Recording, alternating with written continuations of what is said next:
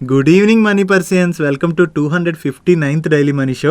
ఈ రోజు ప్రపంచం మొత్తం ఏదైతే జరగకూడదని అనుకుంటుందో రష్యా ఉక్రెయిన్ వార్, ఆ వార్ స్టార్ట్ అయిపోయింది. ఇటువంటి యుద్ధాలు ఏవైతే జరుగుతాయో ఆ యుద్ధం వల్ల ఆస్తి నష్టమే కాకుండా చాలా మంది ప్రాణాలు కూడా కోల్పోతుంటారు. సో ఇది ఖచ్చితంగా మనందరం బాధపడే విషయమే. సో ఇప్పుడు ఈ Russia Ukraine war global economy మీద ఎటువంటి ఇంపాక్ట్ చూపించబోతుంది అండ్ అలాగే మన ఇండియన్ ఎకానమీ మీద ఎటువంటి ఇంపాక్ట్ ఉండబోతుంది అన్నది ఈ రోజు వీడియోలో మనం మాట్లాడుకుందాం. ముందుగా మార్కెట్ అప్డేట్ చూసినట్లయితే ఈ రోజు అక్రాస్ సెక్టర్స్ లో ఫాల్ కనపడింది.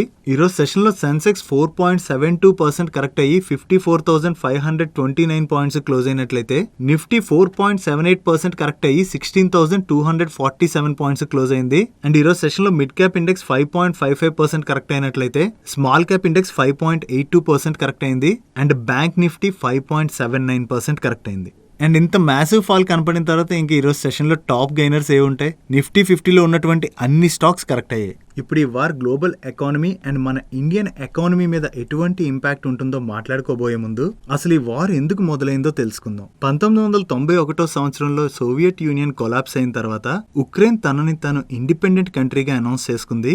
అప్పటి నుంచి ఉక్రెయిన్ వాళ్ళు యూరోపియన్ యూనియన్ అండ్ నాటోతో సత్సంబంధాలు మెయింటైన్ చేస్తూ వచ్చింది. అసలు ఈ నాటో అంటే ఏంటంటే యుఎస్, కెనడా, యూకే, ఫ్రాన్స్ తో కలిపి 12 కంట్రీస్ వాళ్ళు వాళ్ళ మిలిటరీ అలయన్స్ ని ఇయర్ 1949 లో స్టార్ట్ చేశారు. ఈ నాటో యొక్క ముఖ్య ఉద్దేశం ఏంటంటే యూరోప్ లో రష్యా యొక్క విస్తరణని నిలువరించడం. సో ఇంతవరకు బాగానే ఉన్న అసలు రష్యా అండ్ ఉక్రెయిన్ మధ్యన ఇష్యూ ఎందుకు వచ్చిందంటే ఉక్రెయిన్ వాళ్ళు నాటోలో మెంబర్ కానప్పటికీ వీళ్ళు నాటోతో మెయింటైన్ చేస్తున్న సత్సంబంధాల వల్ల ఫ్యూచర్ లో వీళ్ళని నాటో మెంబర్ గా అలౌ చేయొచ్చు అనే ఉద్దేశం. అండ్ ఒకవేళ వీళ్ళని నాటో మెంబర్ గా అలౌ చేసినట్లయితే మీరు ఇక్కడ మ్యాప్ లో చూడొచ్చు, రష్యా అండ్ ఉక్రెయిన్ బోర్డర్స్ ని షేర్ చేసుకుంటాయి. సో వీళ్ళని నాటోలో మెంబర్ గా అలౌ చేసినట్లయితే రష్యా సెక్యూరిటీకి థ్రెట్ ఉంటుందని రష్యా భావించి ఉక్రెయిన్ వాళ్ళని నాటో మెంబర్ అవ్వడానికి ఒప్పుకోలేదు. బట్ ఈ నాటోలో ఉన్నటువంటి యుఎస్ అండ్ దాని యొక్క అలయన్స్ కంట్రీస్ అన్ని ఈ రష్యా యొక్క డిసిషన్ ని వ్యతిరేకించాయి. ఎందుకంటే ఉక్రెయిన్ ఒక ఇండిపెండెంట్ కంట్రీ కాబట్టి తన డిసిషన్ తను తీసుకోవచ్చని రష్యా ఏదైతే వీళ్ళు మెంబర్ అవ్వకూడదని అన్నదో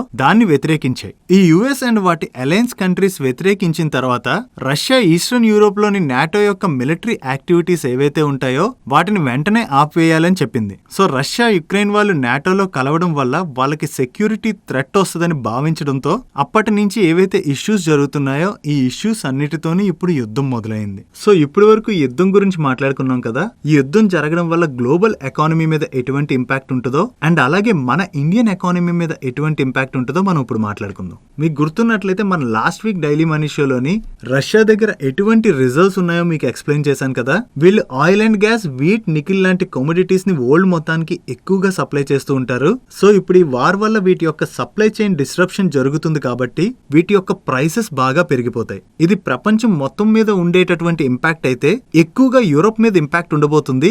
ఈ యూరోప్ మీద పడబోతున్న ఇంపాక్ట్ గురించి మనం మాట్లాడుకుంటే యూరోప్ యొక్క నేచురల్ గ్యాస్ రిక్వైర్మెంట్స్ ని రష్యా 40% క్యాటర్ చేస్తూ ఉంటుంది అండ్ 25% ఆయిల్ రిక్వైర్మెంట్స్ ని రష్యా నుంచి ఇంపోర్ట్ చేసుకుంటుంటారు. సో దీనివల్ల యూరో జోన్ లోని ఆయిల్ అండ్ గ్యాస్ ప్రైసెస్ బాగా పెరుగుతాయి కాబట్టి అక్కడ ఇన్ఫ్లేషన్ బాగా పెరగనున్నది.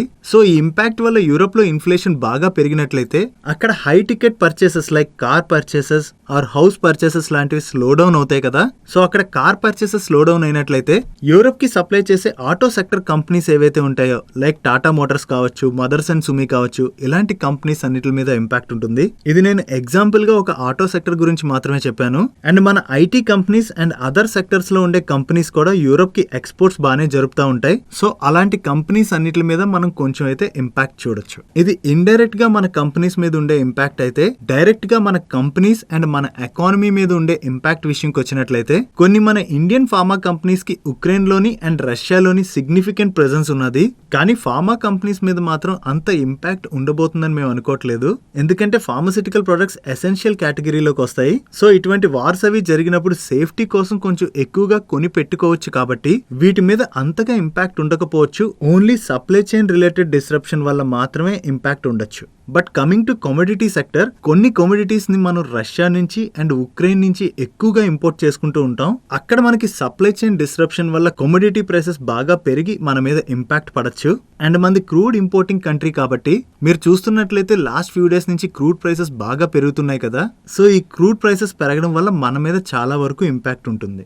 దీంతో పాటు రష్యా అండ్ ఉక్రెయిన్ నుంచి మనం sunflower oil, iron and steel, plastics and కొన్ని అదర్ కెమికల్స్ ని కూడా ఇంపోర్ట్ చేసుకుంటూ ఉంటాం. ఈ కమోడిటీస్ లో కూడా మన మీద ఇంపాక్ట్ పడచ్చు. అండ్ మన స్టాక్ మార్కెట్ లో లిస్ట్ అయిన కొన్ని కంపెనీస్ కి రష్యాలో వాళ్ళ ప్రెజెన్స్ ఉన్నది. లైక్ కార్బొరండమ్ యూనివర్స్ లాంటి కంపెనీస్ ఏవైతే ఉన్నాయో ఆ కంపెనీస్ యొక్క P&L మీద కూడా మనం కమింగ్ క్వార్టర్స్ లో ఇంపాక్ట్ చూడొచ్చు. స్టాక్ మార్కెట్ లో లిస్ట్ అయినటువంటి కంపెనీస్ కి ఏదైనా కొంచెం పాజిటివ్ గా మనం మాట్లాడుకోవాలన్నట్లయితే ఈ క్రూడ్ ప్రైసెస్ పెరిగిపోవడం వల్ల గవర్నమెంట్ యొక్క ఎథనాల్ బ్లెండింగ్ ప్రోగ్రామ్ ఏదైతే ఉందో దాన్ని ఇంకొంచెం యాక్సలరేట్ చేసే ఛాన్స్ ఉన్నది. దీనివల్ల ఎథనాల్ రిలేటెడ్ కంపెనీస్ ఏవైతే ఉన్నాయో ప్రాజ్ గానీ, షుగర్ కంపెనీస్ గానీ and other ethanol related companies ఏవైతే ఉన్నాయో వాటన్నిటికీ మనం కమింగ్ మంత్స్ లో పాజిటివ్ గా చూడొచ్చు. ఈ ఇష్యూ రష్యా ఉక్రెయిన్ వరకే ఆగినట్లయితే మన కంట్రీ మీద మరీ ఎక్కువగా ఇంపాక్ట్ ఉండకపోవచ్చు. బట్ నేను మీకు వీడియో స్టార్టింగ్ లో చెప్పాను కదా, ఉక్రెయిన్ కి నాటోతో మంచి సంబంధాలు ఉన్నాయని. దీనివల్ల నాటోలో ఉన్నటువంటి కంట్రీస్ ఏవైతే ఉన్నాయో అవి ఉక్రెయిన్ కి సపోర్ట్ గా వార్ లో దిగినట్లయితే ఇది ఉక్రెయిన్ రష్యా రిలేటెడ్ టెన్షన్ మాత్రమే కాకుండా గ్లోబల్ టెన్షన్ గా మారే అవకాశం ఉన్నది. అలా గానీ మారినట్లయితే ప్రపంచం మొత్తం మీద చాలా ఎక్కువగా ఇంపాక్ట్ ఉండొచ్చు. సో అందు గురించి యాజ్ ఏ ఇన్వెస్టర్ గా మనం ట్రాక్ చేయాల్సింది ఏంటంటే ఈ రష్యా మీద నాటోలో ఉన్నటువంటి స్ట్రాంగ్ కంట్రీస్ లైక్ యుఎస్ గానీ, ఫ్రాన్స్ గానీ, యూకే గానీ ఇలాంటి కంట్రీస్ ఓన్లీ శాంక్షన్స్ విధించడం వరకే పరిమితం అవుతున్నాయా లేదా డైరెక్ట్ గా వార్ లోకి దిగనున్నాయా అన్నది మనం ట్రాక్ చేయడం చాలా ఇంపార్టెంట్. ఒకవేళ వాళ్ళు డైరెక్ట్ గా వార్ లో దిగుతున్నట్లయితే we have to be very very careful. And మీలో ఎవరైనా యుద్ధం వచ్చినప్పుడు స్టాక్ మార్కెట్స్ ఎలా రియాక్ట్ అయ్యాయి అండ్ ఆ యుద్ధం తర్వాత మార్కెట్స్ రియాక్షన్ ఎలా ఉంది అండ్ ఇటువంటి టైంలో ఇన్వెస్టర్స్ ఏం చేయాలన్న దాని మీద మన ఛానల్లో ఒక డీటెయిల్ వీడియోని రికార్డ్ చేసి రిలీజ్ చేసాం. మీరు ఒకవేళ ఈ వీడియోని చూడలేనట్లయితే ఈ రోజు డైలీ మనీ షో ఒక ఎండ్ కార్డ్ లో ఈ వీడియోని ఉంచుతాను, మిస్ అవ్వకుండా చూడండి. నెక్స్ట్ సారిగామా వాళ్ళు వీళ్ళ బోర్డు ఈ రోజు మీట్ అయ్యి ఫేస్ వాల్యూ 10 గా ఉన్న వీళ్ళ స్టాక్ ని ఫేస్ వాల్యూ 1 కి స్ప్లిట్ చేయడానికి కన్సిడర్ చేసినట్టుగా అప్డేట్ చేస్తున్నారు. అండ్ ఈ stock split share holders approval తర్వాత 2 months లోపల కంప్లీట్ అవుతుందని వీళ్ళు ఎక్స్పెక్ట్ చేస్తున్నట్టుగా చెప్తున్నారు. మార్కెట్ లో కొత్తగా వచ్చిన వాళ్ళు ఈ స్టాక్ స్ప్లిట్ రిలేటెడ్ గా కన్ఫ్యూజ్ అవ్వచ్చు. ఈ స్టాక్ స్ప్లిట్ జరగడం వల్ల మనకు వచ్చే యాడెడ్ అడ్వాంటేజ్ ఏమి ఉండదు. ఈ స్టాక్ ఏ రేషియోలో అయితే స్ప్లిట్ అవుతుందో అదే రేషియోలో ఈ స్టాక్ యొక్క ప్రైస్ కూడా అడ్జస్ట్ అయిపోతుంది. నెక్స్ట్ రెనైసెన్స్ గ్లోబల్ లిమిటెడ్ దగ్గర నుంచి ఒక అప్డేట్ వచ్చింది. రెనైసెన్స్ గ్లోబల్ లిమిటెడ్ వాళ్ళు వాళ్ళ subsidiary company through New York based 4Mine INC అనే కంపెనీ యొక్క అసెట్స్ ని అక్వైర్ చేస్తున్నట్టుగా అప్డేట్ చేస్తున్నారు.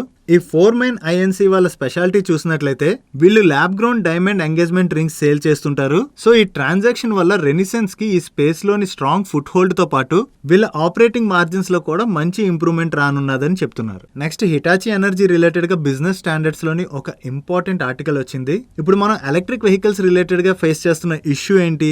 ఈ ఎలక్ట్రిక్ వెహికల్స్ ని చార్జ్ చేయడానికి చాలా టైం పడుతుంది కదా. సో ఈ ఇష్యూని సార్ట్ అవుట్ చేయడానికి హిటాచి ఎనర్జీ వాళ్ళు ఇన్నోవేటివ్ ఫ్లాష్ ఛార్జింగ్ టెక్నాలజీ మీద వర్క్ చేస్తున్నట్టుగా మనం ప్రీవియస్ గా కూడా మాట్లాడుకున్నాం కదా. సో ఇప్పుడు హిటాచి ఎనర్జీ వాళ్ళు ఈ ఫ్లాష్ ఛార్జింగ్ టెక్నాలజీని ఇంట్రడ్యూస్ చేయబోతున్నట్లు అండ్ ఈ ఫ్లాష్ ఛార్జింగ్ టెక్నాలజీ ద్వారా 25% of the battery charging 20 seconds లోనే అవబోతున్నట్టుగా హిటాచి ఎనర్జీ యొక్క మేనేజింగ్ డైరెక్టర్ అయిన ఎన్ వేణు గారు కామెంట్ చేశారు. ఈ flash charging technology pilot project ఏదైతే ఉందో దాన్ని IIT మద్రాస్ లోని అశోక్ లైలాండ్ వాళ్ళ అసోసియేషన్ తోని 1 month టైంలో లాంచ్ చేయబోతున్నట్టుగా.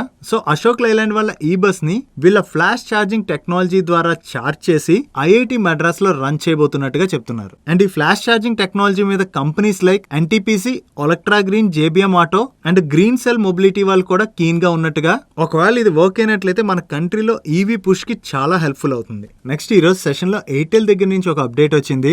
ఎయిర్టెల్ వాళ్ళు వాళ్ళ స్టార్ట్అప్ యాక్సిలరేటర్ ప్రోగ్రామ్ లో భాగంగా సింగపూర్ బేస్డ్ ఎక్విలీజ్ అనే కంపెనీలోని స్ట్రాటజిక్ సేల్ ని అక్వైర్ చేసినట్టుగా అప్డేట్ చేస్తున్నారు. ఈ ఎక్విలీజ్ వాళ్ళు block chain technology startup company. Next నిన్న నైట్ వేదాంత దగ్గర నుంచి ఒక అప్డేట్ వచ్చింది. వేదాంత వాళ్ళ బోర్డ్ March 2 రోజున మీట్ అయ్యి 3rd ఇంటెమ్ డివిడెండ్ ని కన్సిడర్ చేయబోతున్నట్టుగా అండ్ ఈ ఇంటెమ్ డివిడెండ్ యొక్క రికార్డ్ డేట్ March 10 గా ఫిక్స్ చేసినట్టుగా వీళ్ళు అప్డేట్ చేస్తున్నారు. నెక్స్ట్ ఈ రోజు సెషన్ లో భారత్ ఫోర్జ్ దగ్గర నుంచి ఒక అప్డేట్ వచ్చింది. భారత్ ఫోర్జ్ వాళ్ళు వాళ్ళ సబ్సిడరీ కంపెనీ అయిన BF industrial solution limited through Coimbatore based casting and machinery company అయిన JS Autocast foundry India private limited అనే కంపెనీలో 100% స్టేక్ ని అక్వైర్ చేయడానికి షేర్ పర్చేస్ అగ్రిమెంట్ లోకి ఎంటర్ అయినట్టుగా అప్డేట్ చేస్తున్నారు. నెక్స్ట్ సనోఫీ నిన్న వాళ్ళకి నెంబర్స్ రిలీజ్ చేసింది. ఆ నెంబర్స్ ఎలా ఉన్నాయో చూద్దాం. అండ్ ఈ రిజల్ట్స్ అనౌన్స్ చేస్తూ వీళ్ళు చాలా మంచి డివిడెండ్ ని కూడా అనౌన్స్ చేశారు. ఆ డివిడెండ్ రిలేటెడ్ అప్డేట్ కూడా మీకు షేర్ చేస్తాను. వీళ్ళ ఆపరేటింగ్ రెవెన్యూ చూసినట్లయితే ఇయర్ ఆన్ ఇయర్ బేసిస్ లో చూసినా, క్వార్టర్ ఆన్ క్వార్టర్ బేసిస్ లో చూసినా వీళ్ళ ఆపరేటింగ్ రెవెన్యూలో డ్రాప్ కనిపిస్తుంది. అండ్ వీళ్ళ ప్రాఫిట్ ఆఫ్టర్ ట్యాక్స్ నెంబర్ చూసినట్లయితే లాస్ట్ ఇయర్ సేమ్ క్వార్టర్ లో వీళ్ళు 123 crores ప్యాట్ డిక్లేర్ చేసినట్లయితే ప్రీవియస్ క్వార్టర్ లో 529 crores ప్యాట్ డిక్లేర్ చేశారు.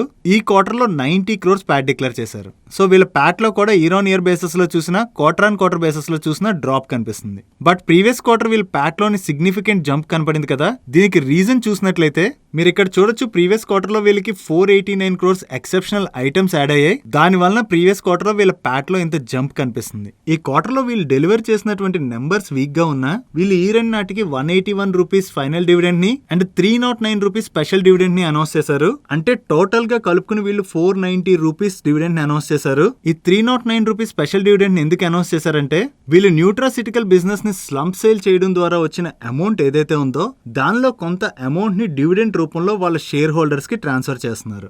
That's it for today's daily money show guys. ఈ రోజు డైలీ మనీ షోలో నేను షేర్ చేసినటువంటి ఇన్ఫర్మేషన్ మీకు నచ్చినట్లయితే ఈ వీడియోని లైక్ చేయండి అండ్ ఈ video me friends and family members కి హెల్ప్ఫుల్ అవుతుందంటే ఈ వీడియోని వాళ్ళకి షేర్ చేయండి. అండ్ మీరు ఇదే ఫస్ట్ టైం మన మనీ పర్స్ ఛానల్ కి వచ్చి ఛానల్ ని సబ్స్క్రైబ్ చేయలేనట్లయితే ఇక్కడున్న ఛానల్ లోగో మీద క్లిక్ చేసి ఛానల్ ని సబ్స్క్రైబ్ చేస్తూ కిందనున్న బెల్ ఐకాన్ లోని ఆల్ నోటిఫికేషన్స్ యాక్టివేట్ చేసుకోండి. నేను చంద్రశేఖర్ పత్రి మరొక ఇంట్రెస్టింగ్ వీడియోతో కలుద్దాం. Good night.